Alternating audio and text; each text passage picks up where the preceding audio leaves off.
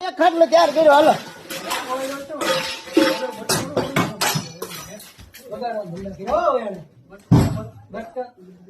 કાંઈ આમાં યાર નહીં